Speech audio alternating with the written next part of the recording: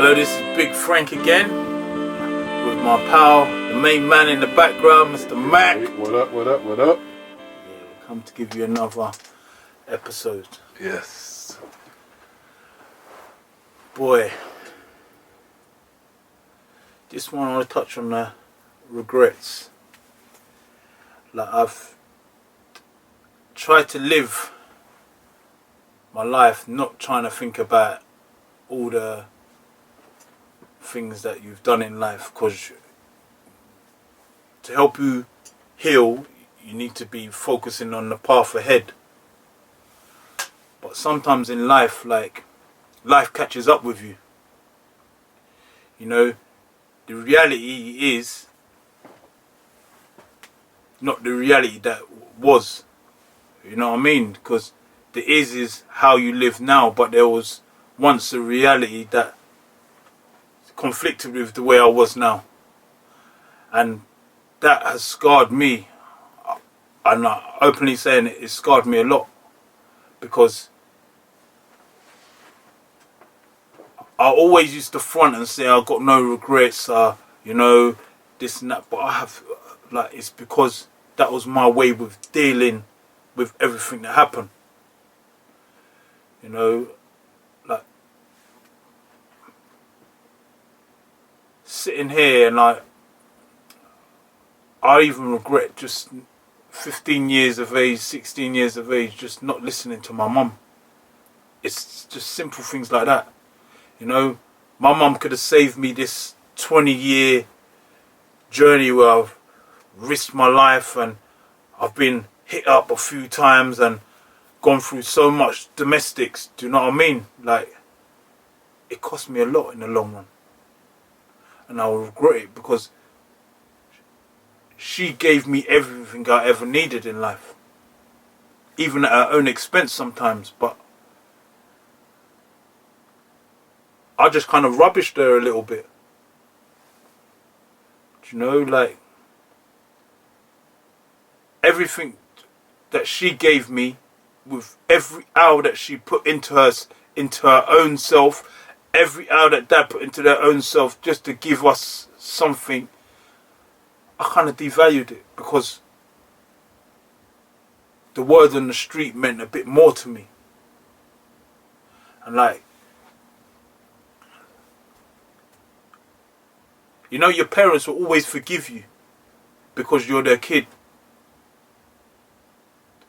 But the pain is like a coffin buried in their heart. Like,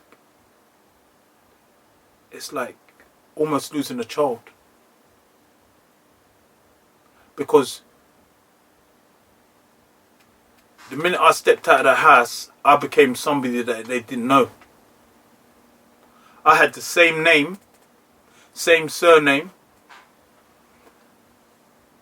same face, same everything, but my identity was completely different from the child that they raised and put that effort in and slaved all their life to just give me that everything up until that period of time. You know, so, like, I just want to say, you know, like, Mum and Dad, like, you never failed me ever. You know, you were the best parents I could ever have. You know, I failed you. You didn't. Like, never ever put no pain on yourself. Never put no responsibility on yourself, because it was a choice that was made by a young man with adult feet. You know, I was given shoes that, like, they were not for me, but because they fitted so nicely, I thought I could walk in it. And them shoes took me away from a reality, took me away from the struggle and everything that you did for me, you know? So it's like my little apology to my parents, because all of us owe our parents a big apologies. All of us in the streets, we owe our parents a big apology, because some of us never got to say sorry to their parents because their parents passed away. So the last memory they have of them is the stress that you put them through. You know, they don't have that wonderful picture, you know, like in the house when you got the family picture of how you grew up, but the stages like 1 year old, 2 years old, 3 years old, the innocent smile. They didn't have that when they grew up. They didn't have that when you're growing up, sorry. They didn't have that when they were on their deathbed. All they had is like, you know what, they've gone to the grave thinking like, oh, please, God, just save my child because I'm not here, no longer here to save him. You know, it's a lot, man. We owe our parents a lot. And those that the parents are not here no more, you still owe them. You owe them by making sure that, you know, you have no more regrets. You live the life and be the child, you know, even at 40, you're still somebody's child that you're meant to be. Because I've got both my parents here and I still feel pain at times. Although I'm doing good now, I still feel pain because I know what I put them through. And I always talk about it in a lot of my episodes because it touches me. You know, like from a young age where I was academic, I was smart, I was playing ball, like I was doing so many good things, and ambition turned to street life. Motivation turned to Nokia phone. Being the best striker turned to being the actual striker. Striker of, in terms of like getting the deals done. You know, everything I just learned, and even the skills that I acquired, that I, you know, as a young kid, I said to gave me that hope that and belief that I could be that footballer, or I could be that doctor, or I could have been all these things. Just rubbished it all. And now I sit down, I look at my kid and I think to myself, oof, these are the ages that I went wrong. Am I in a position to be telling them, stay in school, do this, do that? Am I in a position? Although I changed my life, but really and truly, when I look back at my life, am I in a position to tell them that? I can give them reasons not to do it, but am I in a position to tell them not, don't do this? Yes, as a dad, you can say you're in a position, but how much of your life can you use to make them relatable to you? How much of your life can you use to make them relatable to you? Because I've been good for 15 years. I've got kids around the same age and older some. But I've got a whole load of years that are not relevant to them. So when you sit down and they're asking you, I said, what are you doing at my age? Do I tell them the truth? And it could almost be it could go wrong for you by being honest, because the thing is, you could give them ideas. So that, but now becomes one of my biggest regrets, because even sitting at the table or along my kid, I have to think: should I be honest or should I lie? Because if I lie, you know, I can give my kid more hope and just keep him focused on the thing. But if I tell the truth now, will he look at me a different way, or will he think that, oh, I can do that as well? You know, we don't realise what we're actually doing when we're getting in this game. It's bigger than what we have in our pockets. It's bigger than what we can put on our backs and on our feet and on our legs. It's bigger than that. Because all of these things that we do is just a cry for help. You You know, the same money that you ready to rich yourself for, it's a cry for help, because if you did it legitly, we could have just got the same thing. And it would be now, I'll be able to sit at the table with my sons and my daughters and say, yeah, what you do? At 14 years, I was finishing my GCSEs. I got my education like I did anyway. But the thing is, I got education. Still got all my certificates, still got all my grades, because that's my way of paying back mum. But the thing is, my focus was on the streets. But now, I'll rewind the time and I've lived a good life, and I can sit down at that table now confidently and tell my son, you know what, yeah, when I was your age, I was like you. I was finishing up and I was thinking about what's next, what job to get, you know, uni, college choices. I already planned what I want to be in life. You know, like, I was building myself up. But in reality, I was building myself. I was building something that even I didn't want to live inside. My son would never have come. I would never have none of my sons live inside, because it was building something up. A beautiful house full of destruction, full of fake dreams, full of bodies, full of, you know, like everything that you valued in life,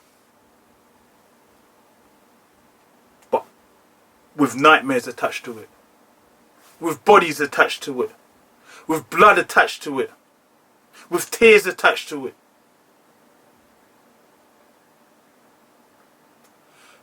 So I come back to this table again now. What do you do?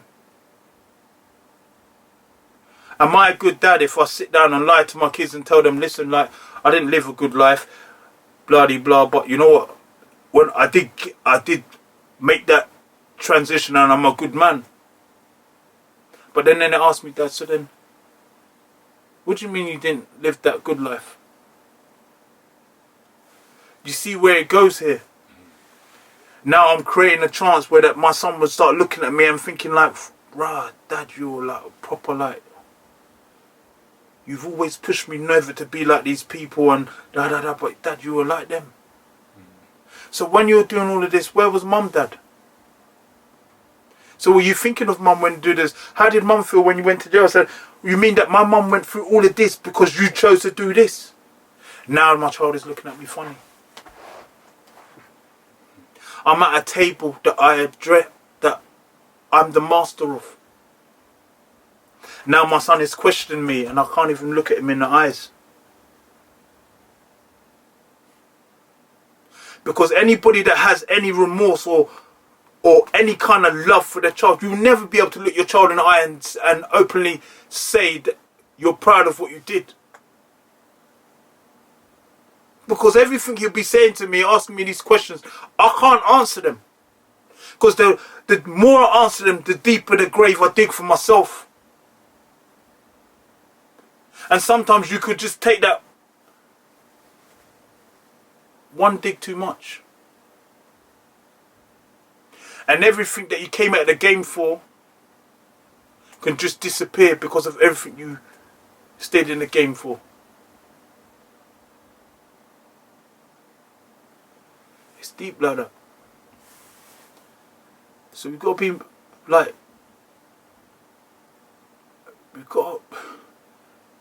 there's a lot of things you need to think about when you're in this game. It's just deeper than what you go through out there. You know, because one day you kids are gonna grow up and you're gonna be dads, and you're gonna be sitting at that same table, like faced with the same dilemma. Now you tell your kid that don't trust anyone who's good at lying. But your whole life you've been lying to your kids because you didn't want to make them look at you in a certain way. Or you've been editing the story just so it can feel good in their ears. But you can't tell them the full story. You can't tell them everything you've done. You're putting little beeps in because certain things are a bit too explicit for them. And you don't want to make them look at you in a different way because you have always told them that these kind of people are no good. These are the people I don't want you to be around. So then what happens when you start telling them how you were? You fit the same criteria of the people you don't want them to be around. So should they be around you? Even though you've changed, but should they be around you? Because you never gave them the opportunity to make the choice when you're in the game. Because you lied to them the whole time. They just thought you were super dad. If they knew that what you were doing, would they stay around you? Because then the words that you were spitting conflict with the way that you were living. Now you come back to that table again. It's deep. See? There's a lot of things that you have to live with when you come out of this game. And I have to live with it on a day-to-day basis. You know? Like, you know, your kids are always going to kind of get an idea of who you are, and you walk on the street, everyone's saying hello. Because the average person that walking on the street that goes to work, is not the whole neighborhood is not saying hello to them all the time. You know, they don't know everybody out there. They don't know all the shopkeepers. They don't know all the random guys on the road. They don't go around spotting every Tom, Dick and Harry. So they kind of get an idea of who you are. So now, as opposed to just talking and burying yourself, you have to give them reasons so you can forgive yourself, so they can forgive you when you talk. And then you do come to that day where you have to like be open and tell them, because it might be that one time where they take the steps that you took and lied about. So then you have to come back, bring them back to the table and start telling them the full story.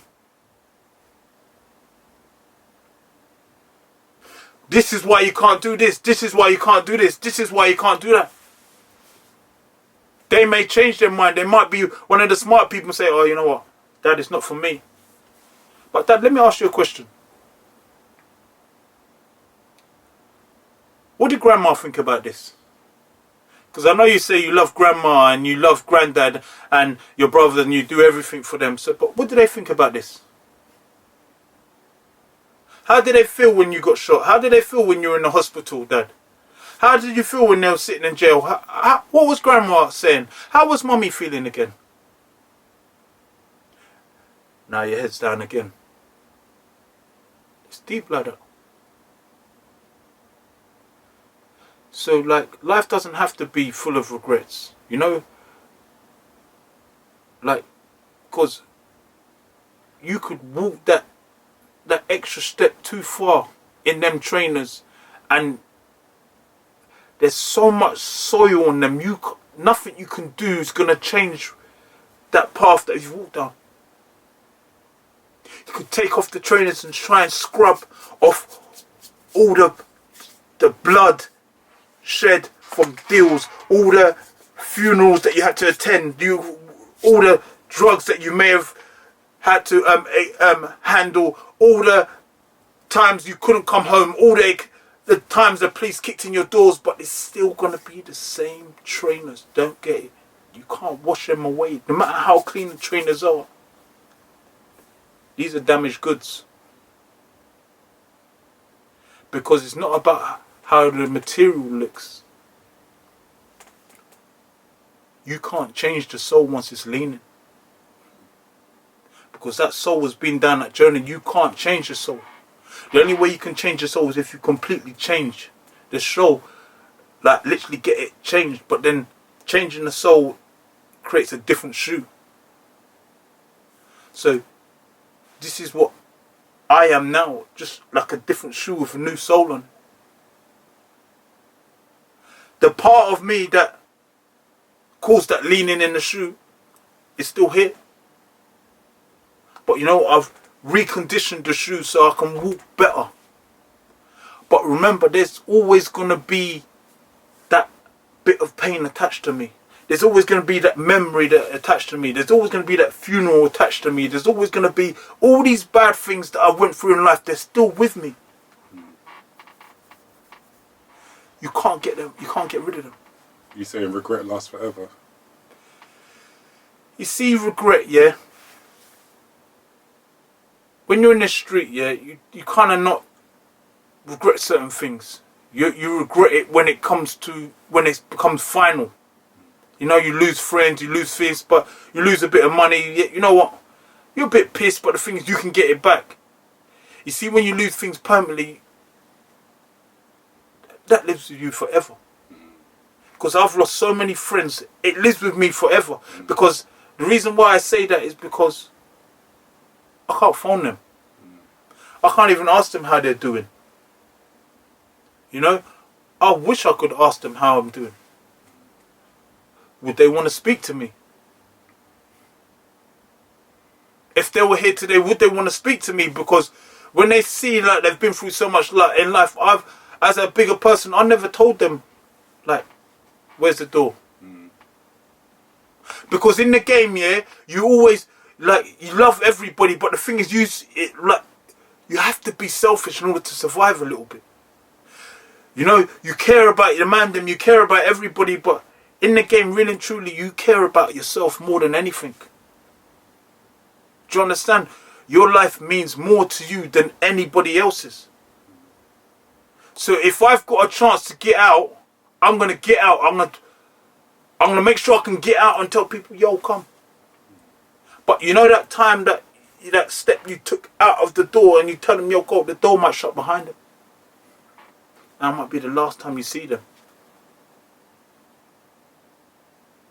That door, you're wedging the door, trying to open it, you know, so your friends can come on the same journey as you, but the thing is, it's not opening. It's not opening because when you're pushing it, the conversation got to them too late.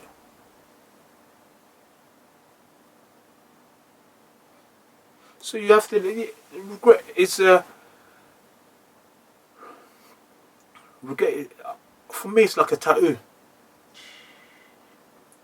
It's a constant reminder of why you need to be out of the game. And in order to stay out of the game, you have to have these regrets.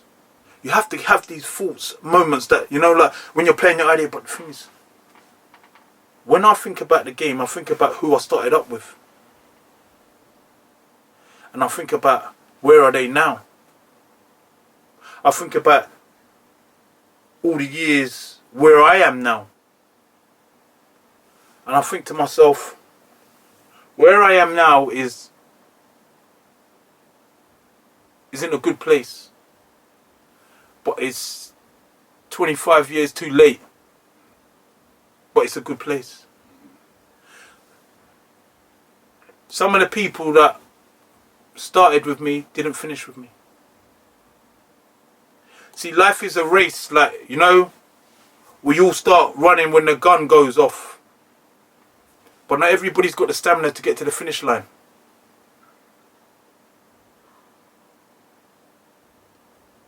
You know, you can wait at the finish line for a lifetime. Some people just don't cross that finish line. Some people you'll never ever get to high five them and say, like, well done, you made it.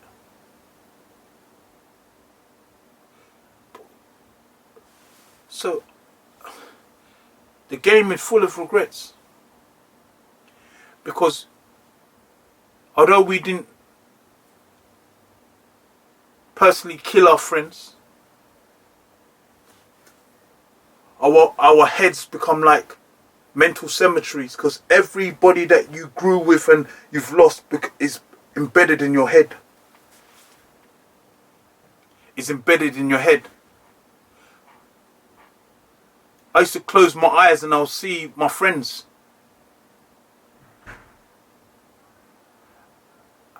And for a long time, I stopped closing my eyes.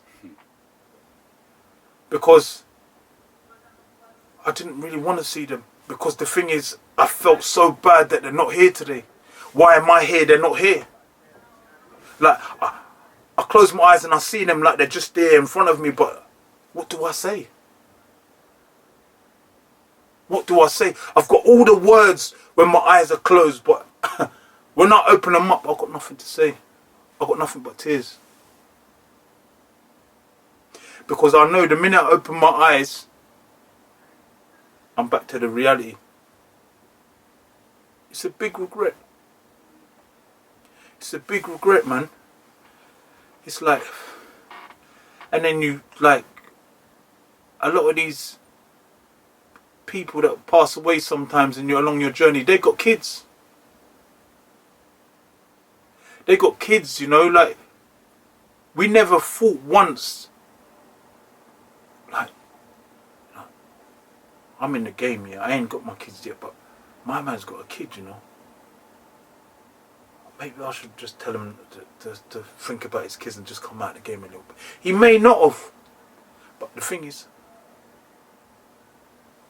I don't know if he would have, because I never asked it, because I didn't care enough about that kid. I cared enough for him to be calling me uncle, but I didn't care enough for it to tell his dad to care enough about him. Now it's not my responsibility, yes, for another man, but the thing is, when I'm taking you down a road, you become my responsibility. Because if I'm my brother's keeper, then our job is to make sure that we keep each other elevated. So when you have to sit down, like, the kid's like 15 now and your dad's been gone 15 years, and he's asking you about the dad, what do you say? What do you say? Because you have to be careful how you talk, because the thing is, as a 15-year-old kid, his dad's name will be out in the street, it'll be in the ears, they've already told him everything. He just maybe just sitting down asking you to see if you'll lie to him. Because all all his life he's known you as uncle. So he just wants to know if you're going to tell the truth about his dad. Now, what do you tell the dad? What do you tell him? He was a good man, or he was a bad guy, and he didn't do this and he didn't do that, and like he didn't look after you properly, and he did this. Even though he gave you money, he made sure that you were nice. But the thing is, the kid doesn't want the nice. He didn't want the money. He wanted his dad. The clothes mean nothing to him. You could dress him designer head to toe, but the thing is, what good is a designer if the person that brought me is not even here? It doesn't hold no value. It only holds value to the people outside looking upon the child. But the child doesn't have a value because his dad is gone.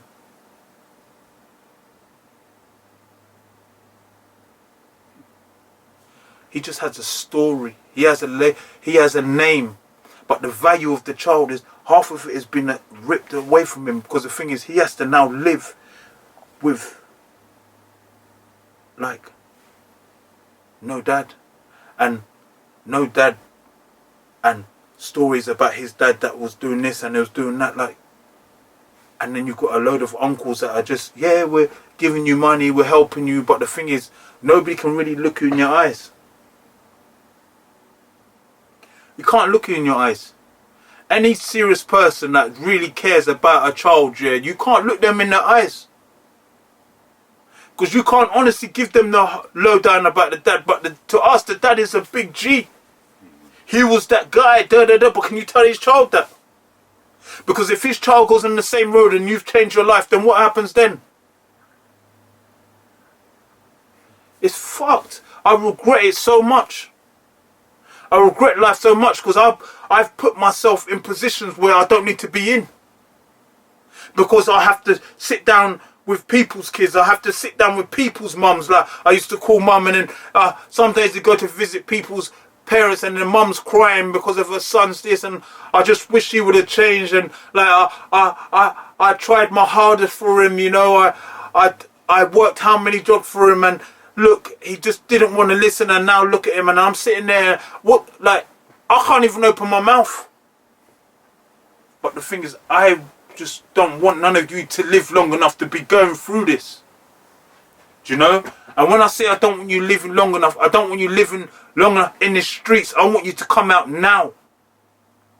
When you come out now and you change your life, you don't have to, you know the pain you put your mum through, your mum can manage it. You understand? It's a lot for her, but she can manage it as long as, you know, like, from today is today. Do you know? Right, Mum, I've given you 2 years of hell, but you know what? I'm changing my life now.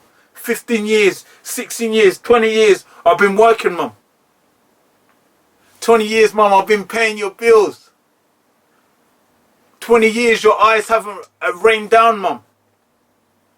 All I've been seeing is smile for 20 years. Do you know what that does?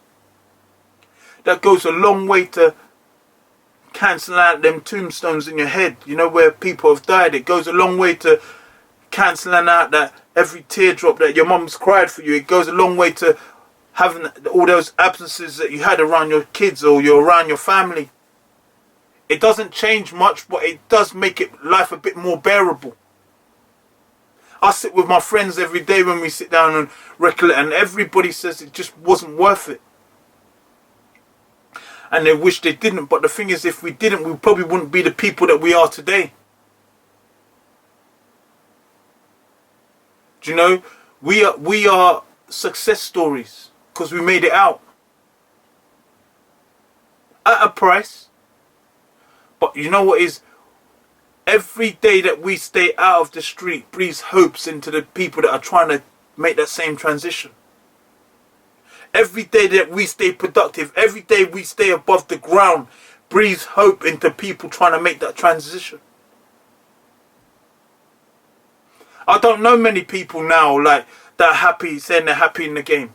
That haven't been through a drama in the game. That haven't had police on their back in the game, or they've lost this and that person in the game. You know, people are just dying naturally. You know, in the game you can attend funerals like 2, 3, 4 times in a week. What kind of life is that? You can attend the funeral 3, 4 times naturally as well, but the thing is, you know that they died of natural cause. There was nothing you could have done about it. But you see, when your friends have been buried, like, and you know that you came home, you know that you can hug your mum, you know that in the morning you get to see your kid.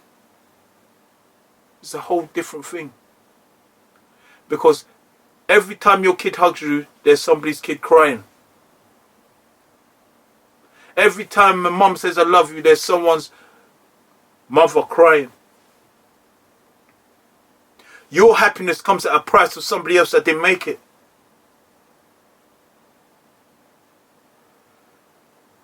So you don't really get out of the game. You get out of the game physically to do when you change your life around and get it, but you don't really get out of the game. It's like when you go to army, you come back from the army, like you get to live a normal life, but the thing is, the memories can take you somewhere different. Flashbacks, they give you that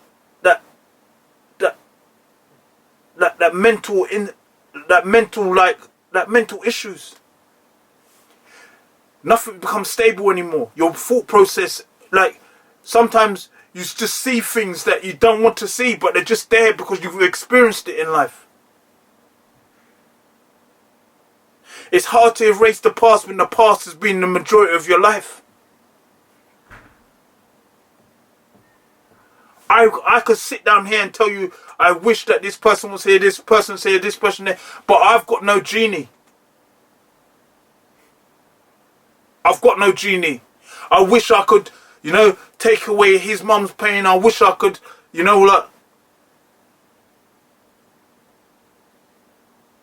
help his son deal with his dad's absence, but I can't be his dad. So no matter what I say to him, it doesn't help. Because what I'm saying to him comes with a lie attached to it. Because I can't tell him that I was part of the reason. I was part of the people that were out there doing this, and we all took risks together. So the thing is, he will ask, because if he asks me one question about why didn't I stop his dad, I have to lie.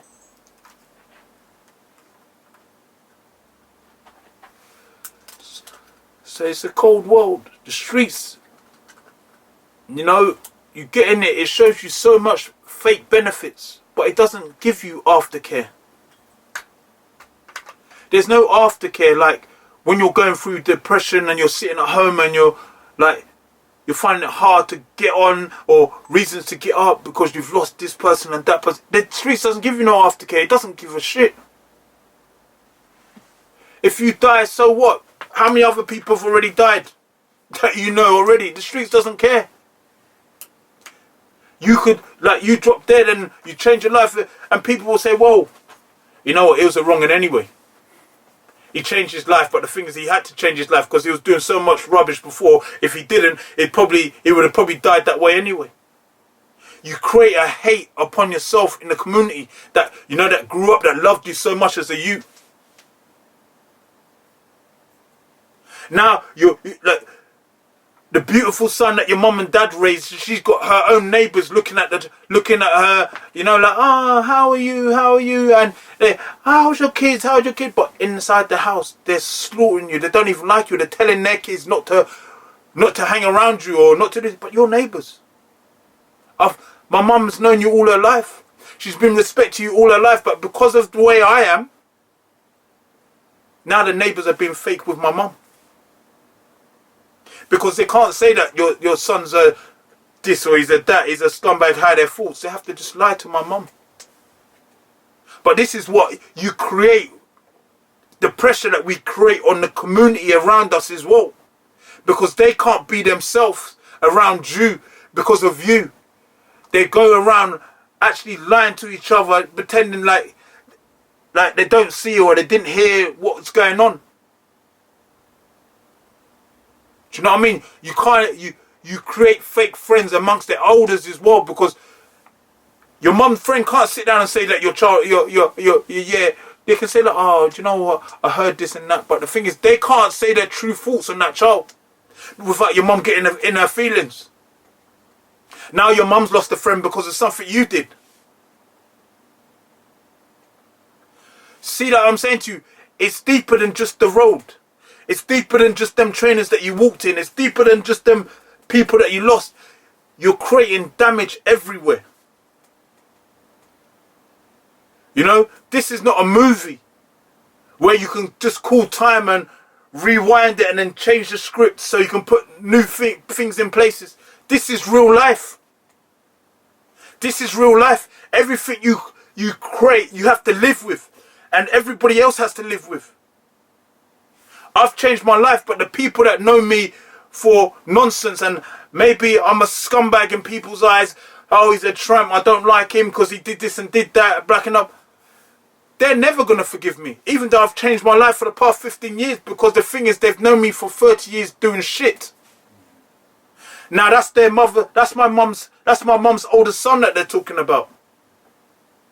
How does my mum feel that people refer to her son like that?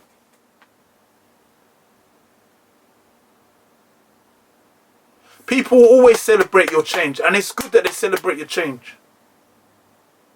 But there's people out there that, don't even want you to be here. They don't even think that you should be alive because their son is gone. You may have contributed to it. You may have known one of your circle might have contributed to it. So they don't want you here, but there's people, your mum will be celebrating your change. But does your mum really know what you did? Yes, she will always celebrate your child because that's your child. Your dad will always celebrate his child because that's your child. But the thing is, when you go deep into what you did, your mum, would she be able to forgive you as much as she does now without even knowing the whole story?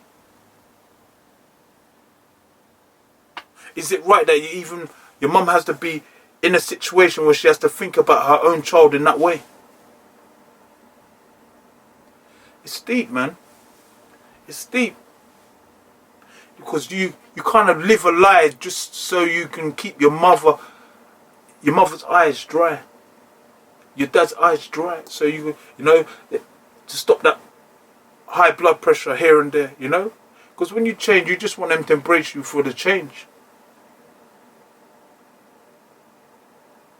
It's just bigger than the change. So that's why urge all these young kids, like, don't do it, man.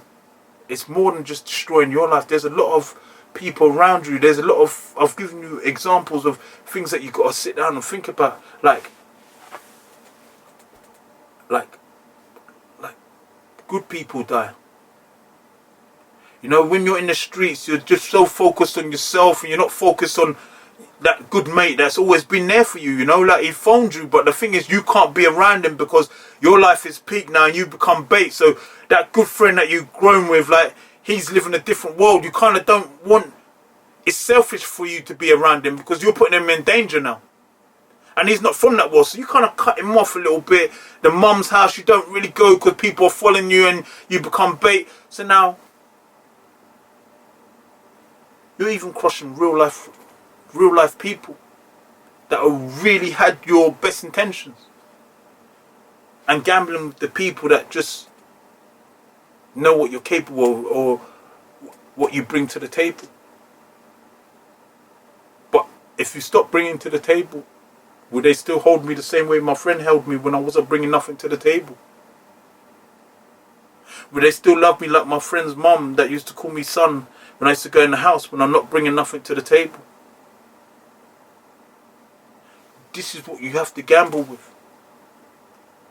You put your whole life on the table in somebody's hands and ask them, like, you know, you pray to God that, you know what, I beg you, please don't let them just snake me or turn on me, or, you know, one day I come to meeting, there's a lot of things going through your head. But you used to just go meet your mate. You didn't have to worry about all these things. Now you're going to meet your mates and like you don't know what's going through your mate's head. Do you know what I mean? Because in the game, you know what is, there's one position. And you know what? Everybody's hungry. Even when you make money, it's not enough. You know, people go to jail, they come back to the street again because in their head there's too much food there. Everybody's hungry. So eventually, do you know what it is? People still might start looking at you as like food. You've had 20 years with somebody and now they're looking at you like food.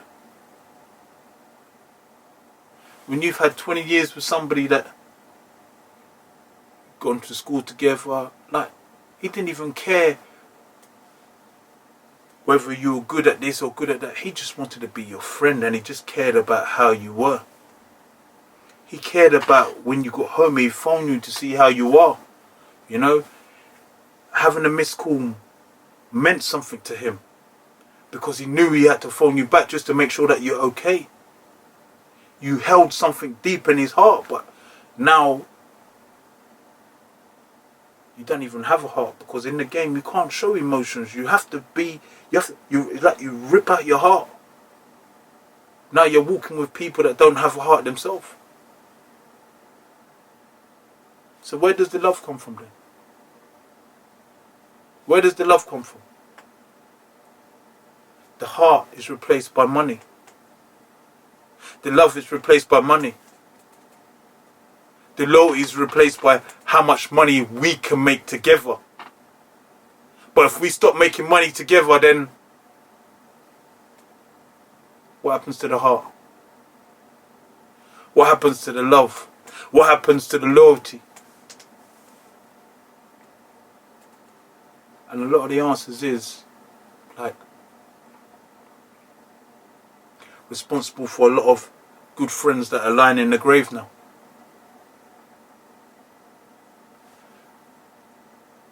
My ride or die buddies. Like, it's deep. You hear these stories all the time. And like, you sit down and I just, like, you think, why the hell was I in this kind of world, man? I'm in a world where, like, best friends are killing each other for money. Money outlives everybody. Is going to outlive everybody in this earth. So why are you killing your friends for it? You're like, do you think because you're going to have it and it's going to make you live any longer? It's like you just got to sit down and think to myself, why was I in this world? What is it about this world? Like, I had a good house. I was one of the lucky ones that had mum and dad. I had 5 brothers. I know growing up we didn't have much, but there was this, but that was only for a period of time. My brothers went through everything I went through, and they, like,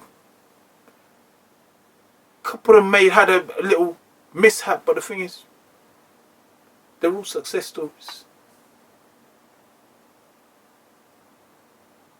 None of them have to deal with, like, daily funerals in their head. None of them have to deal with, like,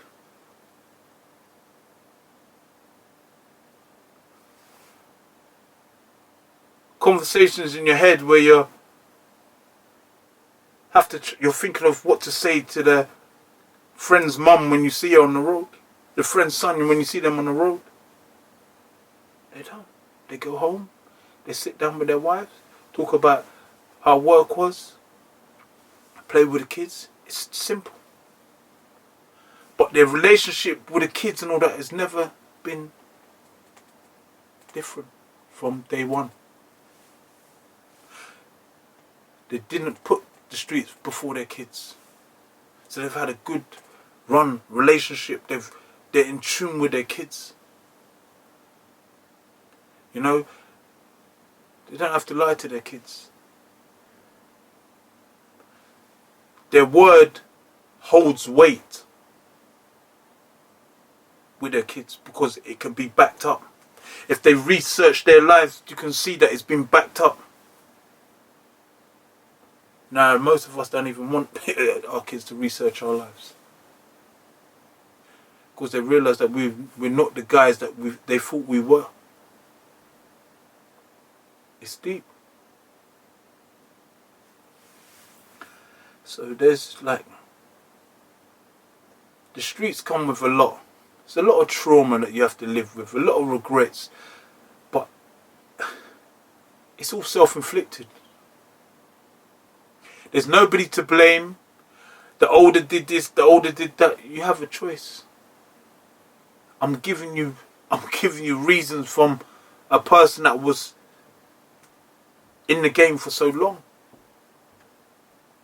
Like, I saw so many things that my eyes should never have saw. I've been in situations that I should never have been in. I attended so much funerals growing up that I even stopped going to funerals. I could barely go to people's funerals now. I don't even like funerals. Because every funeral, even when you're going to a funeral of a random guy, like for example, like your mate who just worked, he just died, it brings back every other funeral that you've attended as well. So you're not just burying your mate, you're burying your mate that lived a legit life, or your work colleague, you've gone to his funeral.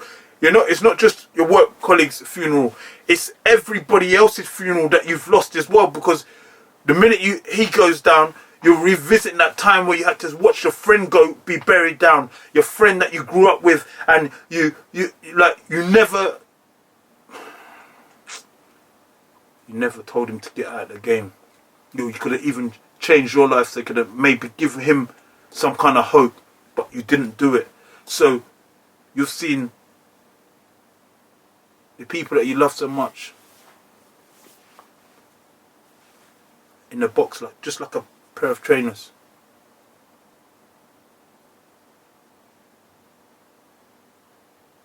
In a box.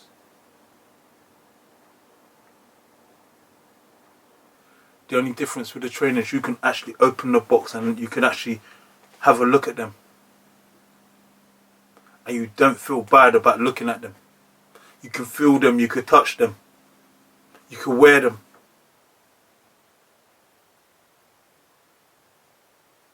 You don't even want to open up that box that your friend's in.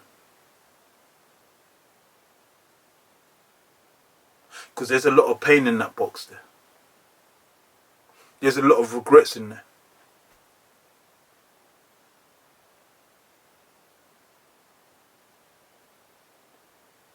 everything that you didn't do is right there.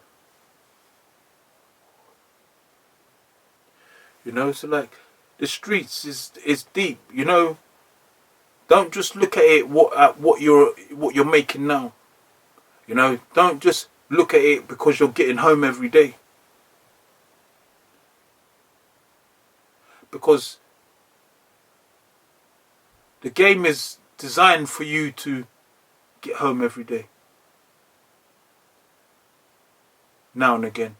Because it helps you build that trust. It's designed so once you go through these little things like a roulette machine, you put the money in, you keep making money, you make money, you keep making money, you make a good change. Now you've made a good change, you think like, wow, I can make more. You put that one coin in, everything disappears. That's how the streets is. It will entice you with like money, cars, this, that. Yeah, keep going and you'll keep getting home. But there's going to be one day you step out, you're not even going to get home. That's the reality of your life. And the thing is, you got to walk around life knowing that, thinking, is this my last day? Because when you're in the game, you're thinking like that.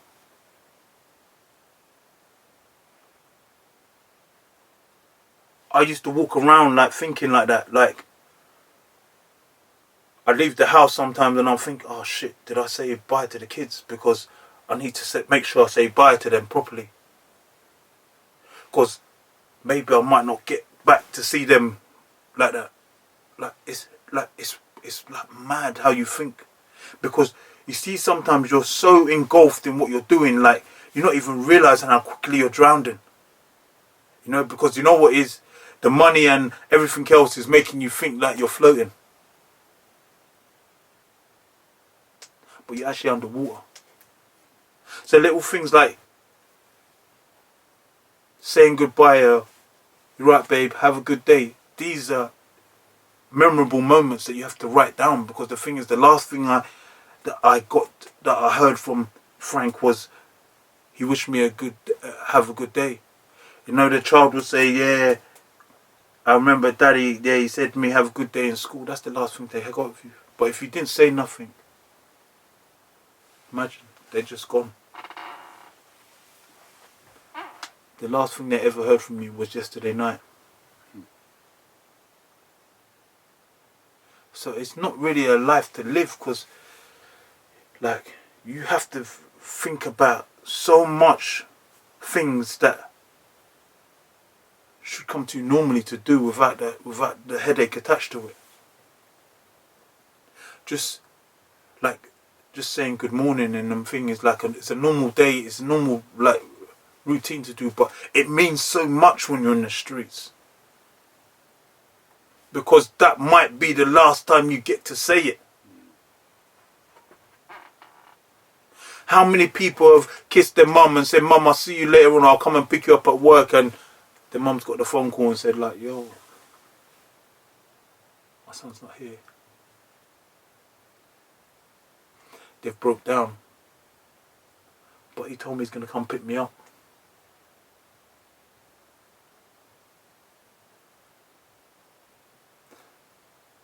Now he's gone. But he told me he's going to come pick me up. And I don't even have the strength to be part of the 8 men that pick him up. Because I never imagined my son in a box. He never left me in a box.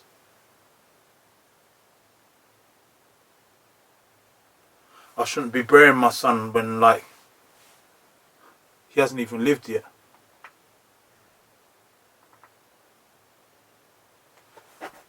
It's like a horrible thing to see the pain on a mum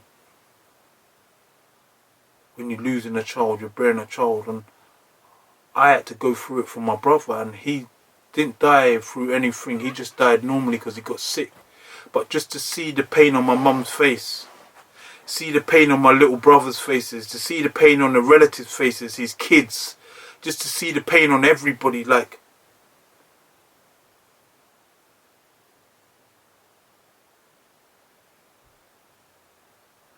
it's like, wow. This is deep. One person's absence creates misery in a whole generation of that family. And then you sit down and you think about, wow, imagine how all these families around me, of my friends that have passed away, like, imagine what they go through on a day-to-day basis, because I know what I go through. I know what my mum goes through. My mum smiles every day. But that's like a 9-to-5 job for her. She has to actually really work to get that smile. And her child died naturally. So imagine all them mothers where their child has been shot, stabbed, killed. Where do they find the energy to smile? And if you do see them smiling, just know that that took a whole lot out of them. That was at a big price.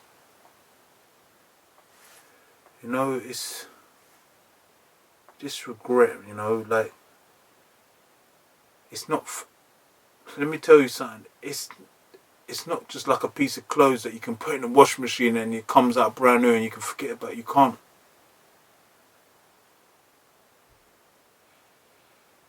This is something that you carry to the grave. So like, I urge people, like, you know, before it becomes unbearable, you know, like, think about yourself, think about your family, think about the people around you that are going through the same drama.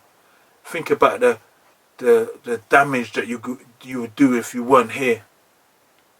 You know, you gotta think about these things, because your regret is just chapter 1. The family's regret make up the rest of the book.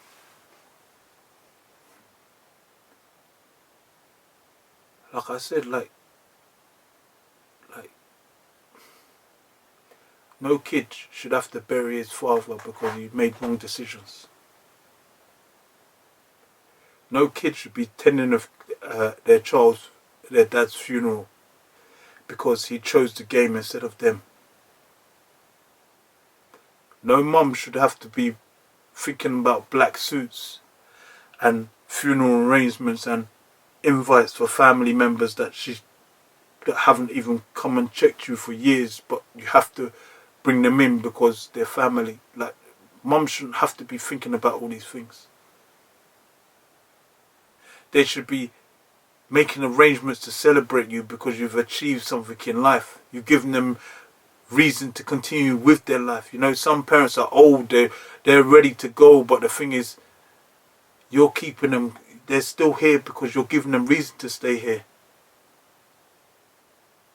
You know? Kids shouldn't be attending their funerals for their dads. It happens. It does, but they shouldn't really be attending it. It wasn't the kid's fault. So why must he be sentenced to a life of tears and upset and pain and heartache?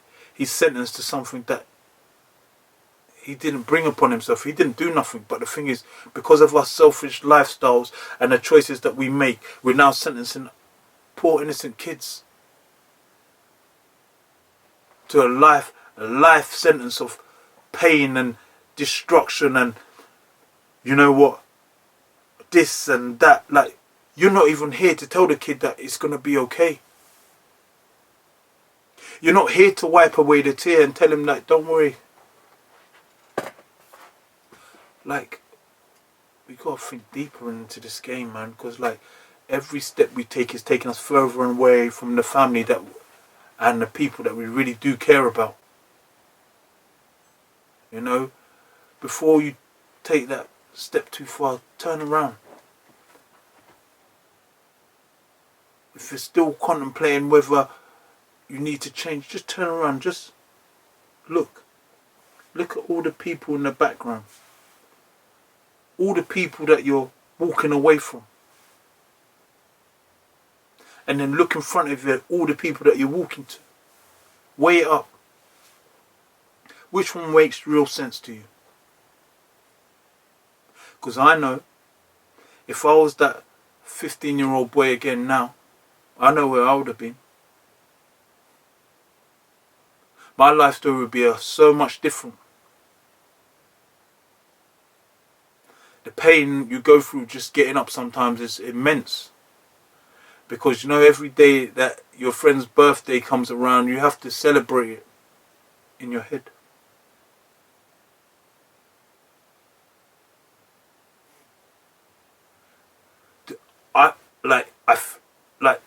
Sometimes I want to go to the mum's door, but the mum, or I want to go to the house and sit down with the child and talk, but then I have to think about the questions they're going to ask me. So sometimes I think, oh God, can I really do this? But the thing is, wow. But you were with him all that time on the road, doing everything with him, but now he's gone. Now you find it hard to face the family. You were with him every day, but you can't be with his family every day. Why not? They're going through pain. When your boy was going through pain, you were there by his side 24/7, but now his family going through pain, you can't be there. Why? Because you got your own things to worry about. So now this teaches you how selfish the game is.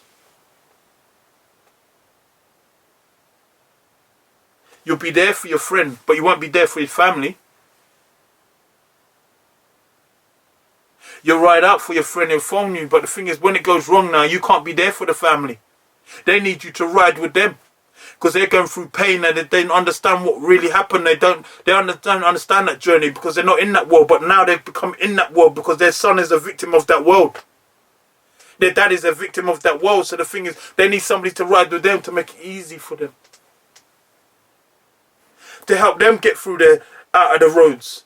Do you know, because the thing is, they were on that same journey that their son was on a journey, because every time he felt pain, they felt pain here as well. Every time he died, some of them died. So that's a multiple funeral. But the thing is, you're not attending their funeral over that side to help them sit down and talk about the parts that still exist in their life. Because now that the son's gone, that part of them has died. But you're not mourning for the mum, the part of the mum that's died. You're not mourning for the part of the son that's died. You're not mourning for the part of the dad that's died. You're not mourning for all the other side of the family that's died. You find it hard to just engage with the 20% of the mum or the child and the family members that they've all got left of them. The 20% of hope that's left in all these people that you socially cared for so much when your brethren was alive. You can't even engage with them fully with the little 10% that they've got left, or the 20% they've got left. You can't even engage with them. Because every time you look at them, you know that the 80% of them that is dead. Like,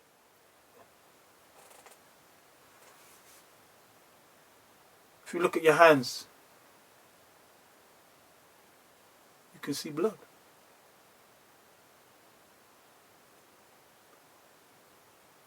And it's not yours. You may not have caused it, but you never stopped it.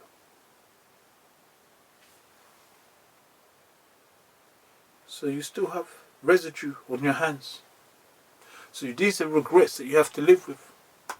It's not good enough just to say RIP to my friend, or go and pour alcohol on his grave and say, yeah, we're toasting you. It's not good about toasting. You're not meant to toast him.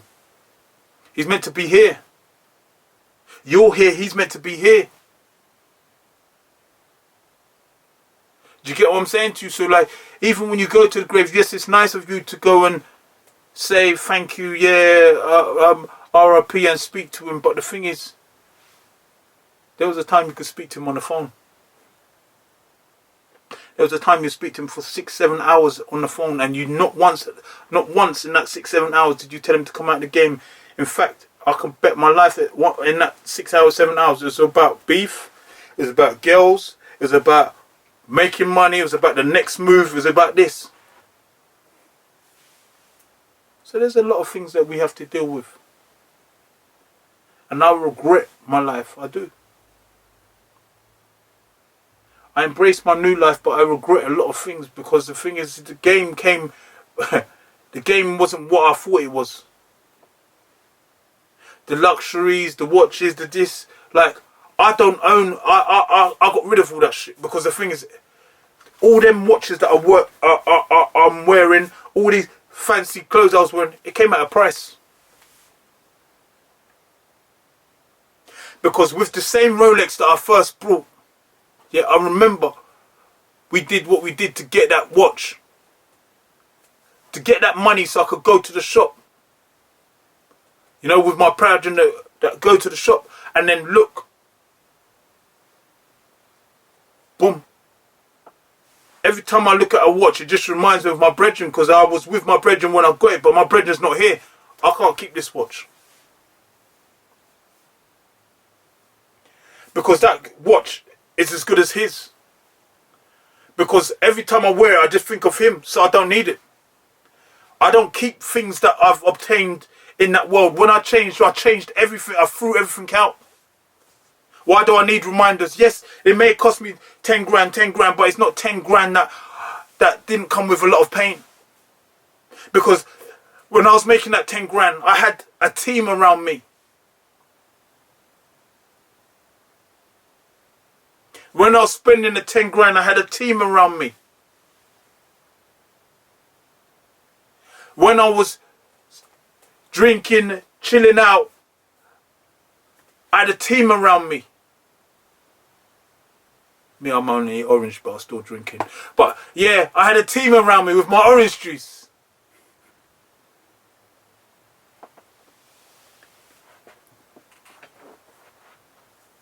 So now I've got all these goods and I've got no team around me.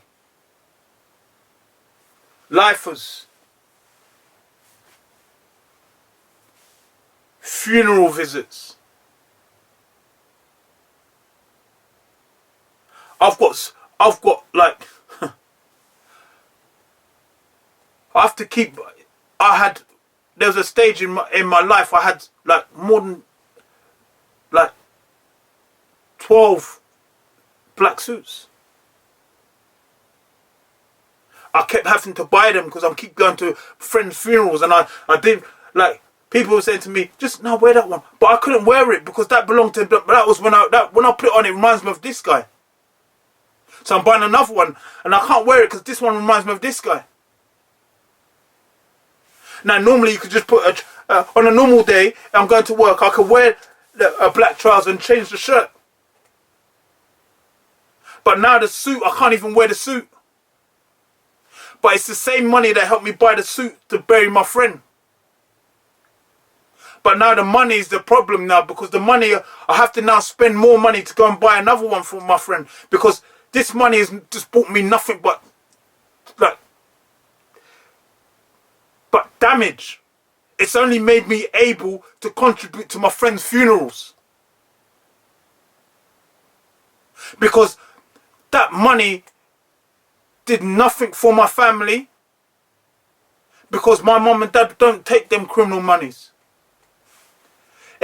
What I thought it helped, yeah, little brothers, a little helping hand, it done nothing for them, because the thing is, yes, it might have given them a little something to look good in when they're young, but the thing is, these kids, these guys now, they're big people. They got their own money, they're living their good life, so what I did for them means nothing no more. Do you know what I mean? So all the years that I wasted, yeah, you can give people experiences. You can give people good months. You can give people good years. But you can't give them the life that they really want. I can't even give the life that I really want. Because the life that I really want doesn't involve my friends dying over, he crossed the road into a different area. That was never the plan. But it become part of the plan. So I live with a lot of regrets. And I'm just telling people, you know, you don't have to get old with regrets. I've lived a life that, wow. But you know what is, like I said to you, I'm 15 years in rehab, you might as well say, like, living a good life, you know. I've gone cold turkey on the streets, you know. I'm good. But you know what it is? You never forget where you came from. Because you see them steps that you took. They're the reason why I'm here today. But the thing is, they came with a lot of pain. So you young kids, you don't have to go through that. Change your lives now while you can, because life will only give you so many chances, then it will take the chance away from you. You know? Be respectful, you know? Let's build communities. Let's build of people that are proud of us. People don't always have to look at us with their noses up, and this. People should be able to embrace us. You know? We are all kings and queens. Our parents gave birth to warriors, real warriors that, you know, that came with a purpose. When you got that surname, it meant everything. That is now your chance. That was your baton.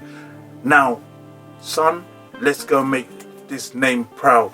Let's make a legacy out of this name. Don't make it a big regret.